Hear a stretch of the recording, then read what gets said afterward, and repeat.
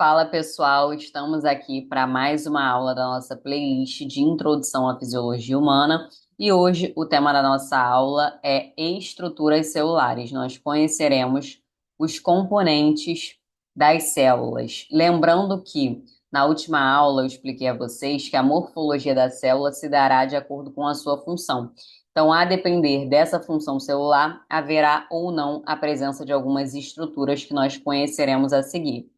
Outra observação importante de nós sabermos é que quase todas as células possuem a capacidade de autorreprodução, ou seja, se porventura alguma célula for destruída, as suas semelhantes em condições normais e saudáveis conseguem se autorreproduzir e repor aquela célula que foi destruída. Beleza, galera? Então, sem mais delongas, vamos iniciar o estudo das estruturas celulares.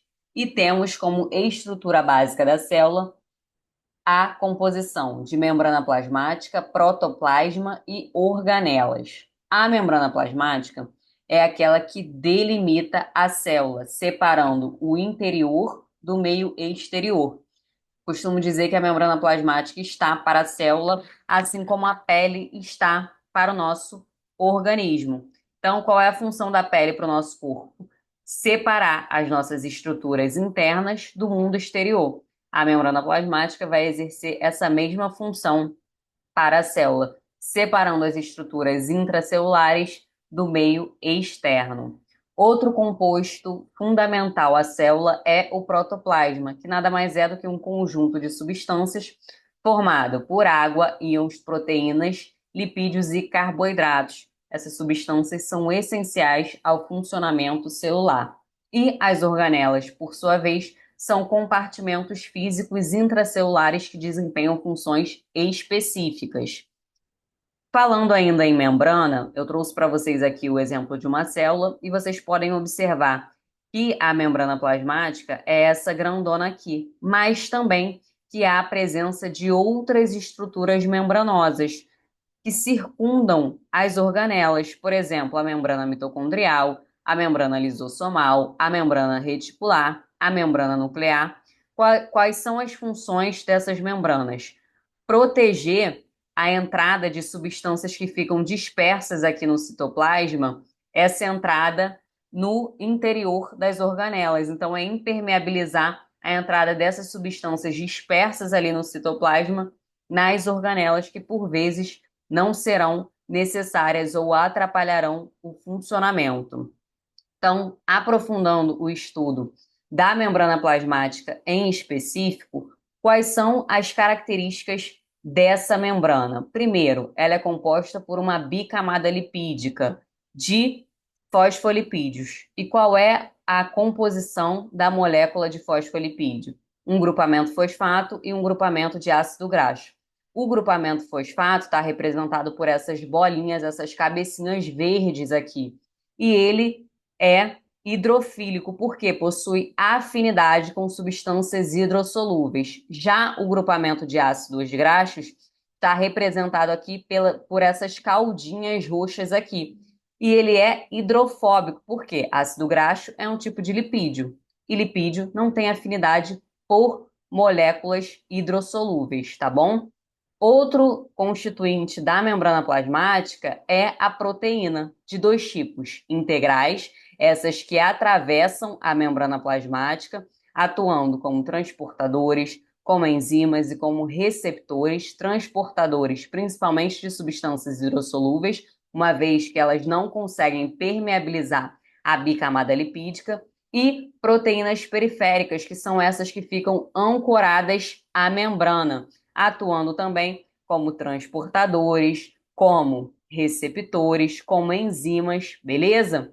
Outro componente dessa membrana é o carboidrato. Carboidrato que, quando junto às proteínas, formam glicoproteínas e, quando associado aos lipídios, formam glicolipídios. O conjunto desses compostos formam o chamado glicocálice, que vai atuar na união das células, vai ter atuação também como receptor e participar de algumas reações imunes.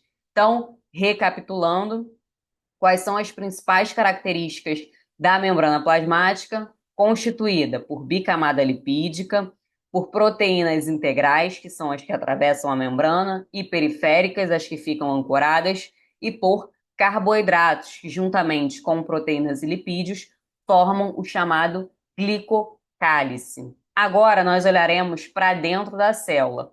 Dentro da célula, de um modo geral, a gente tem o citoplasma, que é esse ambiente o qual as organelas ficam dispostas, e o citosol, que são os líquidos que banham aqui as organelas. Eu acabei de falar para vocês que as organelas possuem, a maioria delas, membranas que permitem a barreira da entrada desses líquidos que ficam aqui dispersos pelo citoplasma, o chamado citosol. Então, a função das membranas das organelas é justamente impermeabilizar a entrada destes líquidos aqui dispersos. Próxima estrutura que nós conheceremos é o chamado retículo endoplasmático. O retículo endoplasmático é uma estrutura que se subdivide em duas. Primeiro, retículo endoplasmático granular, também conhecido como retículo endoplasmático rugoso. Nele há a produção de proteínas e também a presença de estruturas chamadas de ribossomos, que eu trouxe aqui mais ampliada para vocês observarem.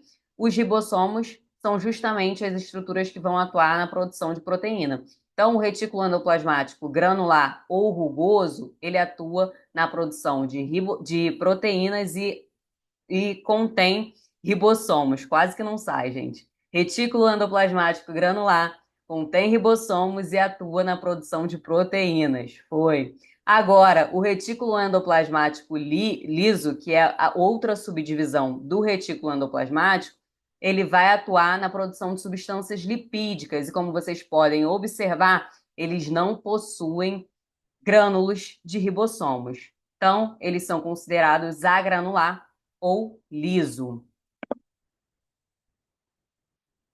Resumindo, retículo endoplasmático possui duas subdivisões: retículo endoplasmático granular ou rugoso, presença de ribossomo, produção de proteína; retículo endoplasmático agranular ou liso, ausência de ribossomo e produção de substâncias lipídicas. Aqui, entre essas estruturas do retículo endoplasmático, há a matriz endoplasmática, que vai banhar aí toda essa estrutura. Próximo componente celular que nós conheceremos é o chamado complexo de Golgi, que nada mais é do que vesículas achatadas e fechadas. Essas vesículas vão atuar no armazenamento e empacotamento de substâncias, principalmente advindas do retículo endoplasmático, podendo haver ou não alteração dessas substâncias no complexo de Golgi, tá bom? Então, função do complexo de Golgi: armazenamento e empacotamento. Há também, entre o complexo de Golgi e o retículo endoplasmático, em volta, algumas vesículas secretórias que vão atuar na secreção de substâncias dessas estruturas. Então, eu trouxe aqui para vocês, ó, elas bem pequenininhas aqui, em volta dessas estruturas. Os lisossomos são outras estruturas que derivam do próprio complexo de Golgi, e eles vão atuar na digestão de partículas orgânicas por meio de enzimas hidrolases presentes nos lisossomos, tá bom? Então, a atuação lisossomal é na digestão de partículas orgânicas. Lembrando que partículas orgânicas são aquelas derivadas de matérias vivas, de matérias de seres vivos. É importante que vocês frisem bem na cabeça de vocês que os lisossomos atuam na digestão e que eles derivam do complexo de Golgi.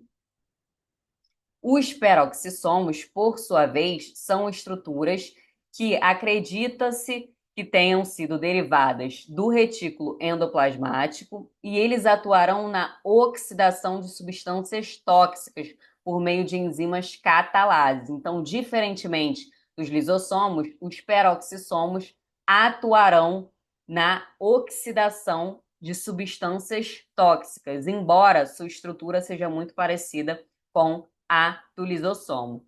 Então, diferença entre lisossomo e peroxissomo. Lisossomo, enzimas hidrolases atuam na digestão de matéria orgânica. Peroxissomos, enzimas catalases e atuam na oxidação de substâncias tóxicas. Agora conheceremos a chamada mitocôndria, famosa mitocôndria, onde há a produção de ATP. Então, é na mitocôndria que há a produção de molécula de energia utilizada pelo nosso organismo. A estrutura mitocondrial é composta de uma membrana externa e outra membrana interna invaginada. Essas invaginações aqui são chamadas de cristas mitocondriais e, novamente, na mitocôndria há a produção de energia por meio da produção da molécula de ATP. Próxima estrutura a ser estudada é o citoesqueleto celular, que nada mais é, pessoal, do que estruturas filamentosas fibrilares que conferem estabilidade às organelas, porque nós vimos que existe o citosol, o líquido que banha as organelas. Então, para que elas não fiquem ali boiando de um lado para o outro, o citoesqueleto vem e confere essa estabilidade, permitindo que as organelas fiquem posicionadinhas dentro das células. E agora, o famoso núcleo celular, onde contém o nosso material genético. O núcleo celular é o centro de controle da célula, ele que comanda todo o funcionamento celular. Então, nele existe outra estrutura chamada de nucleolo, onde contém RNA e ribossomos que produzem ali proteínas. Há também a presença em volta do núcleo celular de uma membrana, também bilipídica, quase que não sai também, galera, bilipídica.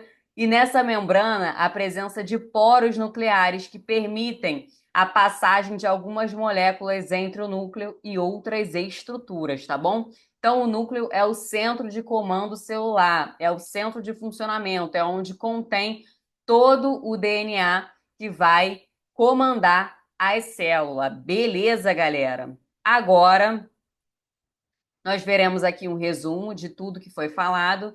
Nós temos aqui, na membrana plasmática, a função de delimitar a célula, o citoplasma, a função que é o espaço ocupado pelas organelas. O retículo endoplasmático granular atua na síntese proteica. O retículo endoplasmático agranular atua na síntese lipídica. O complexo de Golgi atua no armazenamento e empacotamento de substâncias. As vesículas secretórias vão atuar no armazenamento também de substâncias.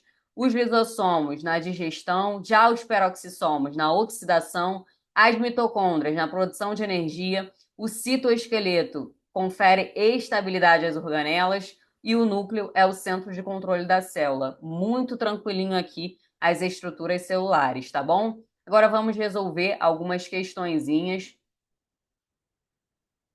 como de praxe, para fixar o nosso conteúdo. Questão número 1.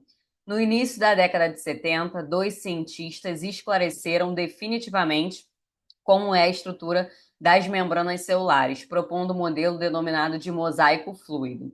Nesse conceito, todas as membranas presentes nas células animais e vegetais são constituídas basicamente pelos seguintes componentes: A, ácido nucleico e proteína; B, ácido nucleico e enzima; C, lipídios e enzimas; D, enzimas e glicídios; E, lipídios e proteínas. Pessoal, gabarito letra E. Nós vimos que a estrutura da membrana plasmática é caracterizada principalmente pela presença de lipídios e proteínas, tá bom? Número 2. Em qual das estruturas celulares é encontrada a maior quantidade de DNA?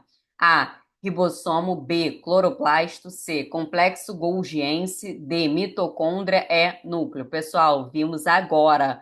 O núcleo é o centro de controle da célula e nele estão depositados o nosso DNA. 3. Qual organela celular está relacionada com o processo de digestão intracelular? A. Centríolo. B. Complexo Golgiense. C. Lisossomo. D. Mitocôndria. E. Peroxissomo. Pessoal, processo de digestão é o quê? Letra C. Lisossomo. 4. O retículo endoplasmático geralmente tem suas porções classificadas em granular e agranular. A porção do retículo chamada de granular ou rugosa está relacionada com a produção de proteínas e recebe essa denominação em virtude da presença de A. Lisossomos aderidos, B. Mitocôndrias aderidas, C. Peroxissomos aderidos, D. Ribossomos aderidos, E. Vacuolos aderidos. Galera, gabarito letra D. Ribossomos aderidos. Nós vimos que o retículo endoplasmático granular é caracterizado pela presença de ribossomos que formam aqueles granulozinhos que nós vimos no nosso desenho. Número 5. O citoplasma constitui a maior parte do volume celular. Assinale a alternativa correta, considerando as organelas citoplasmáticas e suas funções. Letra A. O retículo endoplasmático não granuloso ou liso não apresenta ribossomos aderidos à superfície de suas membranas e é uma organela responsável pela troca gasosa entre os meios interno e externo, não, pessoal. Retículo endoplasmático liso é responsável pela produção de substâncias lipídicas. Letra B. Uma função atribuída ao complexo de Golgi é atuar em etapas de secreção celular de substâncias como enzimas, hormônios e muco. Gabarito letra B. Complexo de Golgi atua no armazenamento, empacotamento de substâncias, podendo ou não alterar essas substâncias, mas vamos ver as outras alternativas. Letra C. Os peroxissomos são organelas membranosas repletas de enzimas, as quais são necessárias à digestão intracelular? Não, pessoal, peroxissomo está relacionado à oxidação. A organela relacionada à digestão intracelular é o lisossomo. D. As mitocôndrias são delimitadas por duas membranas, sendo que a interna é cheia de dobras e repleta de ribossomos aderidos. Portanto, as mitocôndrias são responsáveis pela síntese proteica? Não, galera. A mitocôndria é responsável pela produção de energia por meio da molécula de ATP. Letra E. O retículo endoplasmático granuloso possui membranas com pequenos grânulos que armazenam substâncias necessárias ao suprimento celular, tais como carboidratos e lipídios. Claro que não, galera. Produção de proteína no retículo endoplasmático granuloso, rugoso, tá bom? Então, gabarito aqui, mantivemos a letra B. Número 6. Analise as afirmativas a seguir. A célula é a unidade estrutural, morfológica e funcional dos seres vivos.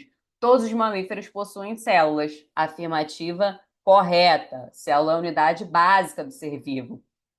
2. A membrana plasmática participa ativamente do metabolismo celular, selecionando substâncias que podem entrar e sair da célula. Correto, pessoal? Então, gabarito aqui, as duas afirmativas são verdadeiras. Letra A.